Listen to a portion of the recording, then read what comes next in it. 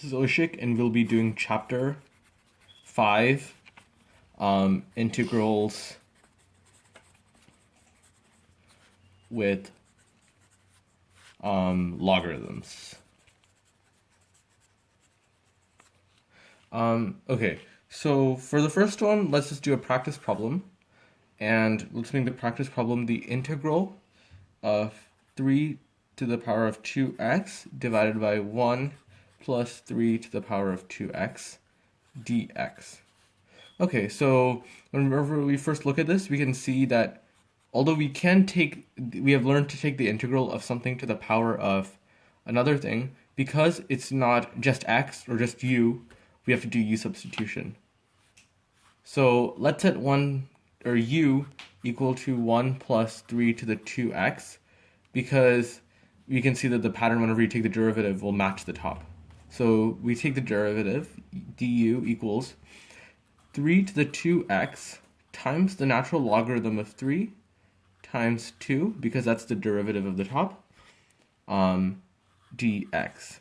So then, because we have 3 to the 2x dx, 3 to the 2x dx, we have to solve for that. So we have du divided by 2 times the natural log of 3 equals 3 to the 2x dx. So now that we have that section right there, let's just plug everything back in. So the bottom 1 plus 3 to the 2x is u, and 3 to the 2x dx, which is what we have right here, is du over 2 ln of 3. Du divided by 2 times the natural log of 3. Since this looks a bit complicated, let's just bring everything out, and let's make this 1 over 2 times the natural log of 3 times du over u. And this is just the integral of 1 over u, and we learned that as the natural logarithm of the absolute value of u, because it's greater than and less than equal to less than 0. And we have this, and we just bring that down because it's a coefficient, 1 over 2 times the natural log of 3 plus c. And then we just do a back substitution. We have u. Always remember to plug u back in.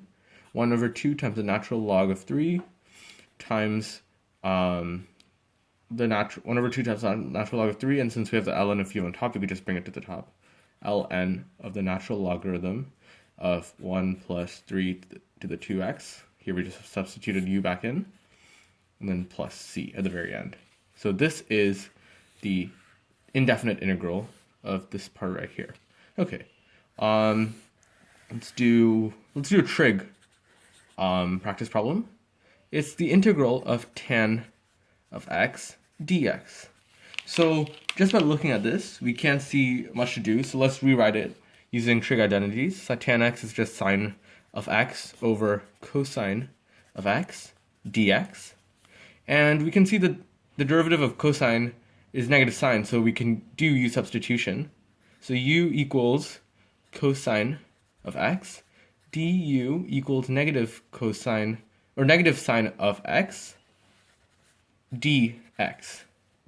And we know that we have sine of x dx, so let's just solve for that. So negative du equals sine of x dx. We have all the parts we need, so let's just substitute everything back in for this part right here. And that's just the integral of, we have cosine on the bottom, cosine of x is just u. Sine of x dx is negative du.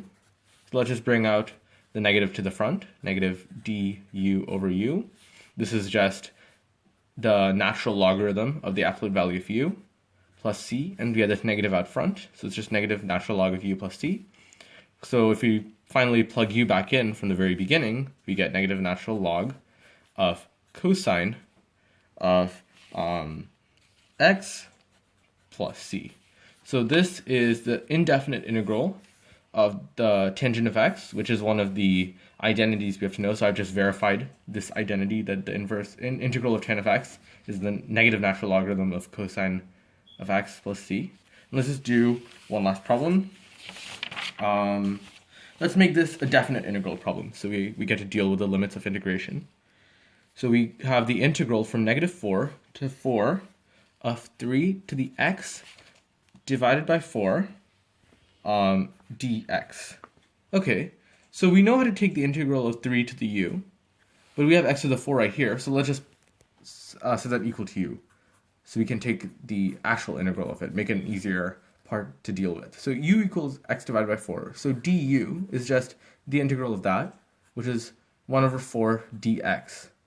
Okay, we have dx, but we do not have 1 over 4 dx. So I'm just going to multiply by 4 on both sides. So we have 4 du equals dx.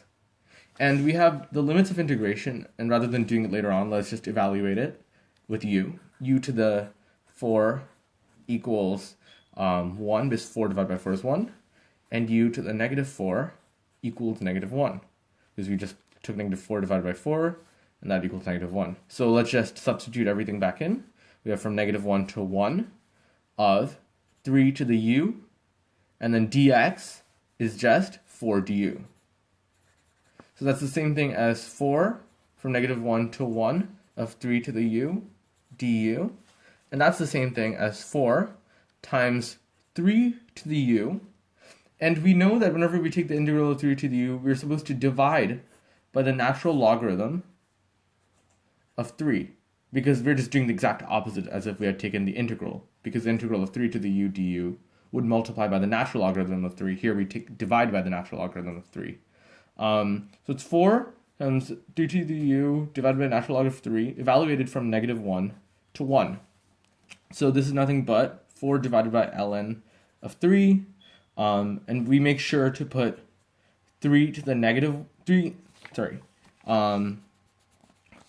we evaluate it from 3 to the 1 minus 3 to the negative 1.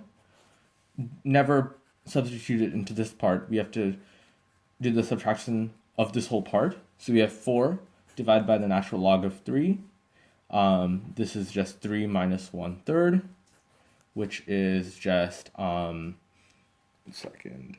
minus 1/3, and that is equal to 4 divided by the natural log of 3, and that's just 9 over 3 minus 1 over 3, which is just equal to 4 times 8 divided by 3 times the natural log of 3, which is just 32 over 3 times the natural log of 3. So this is the area under the curve from negative 4 to 4 of 3x to the x divided by 4. And so just to review, whenever you're taking the integral, you always substitute something in.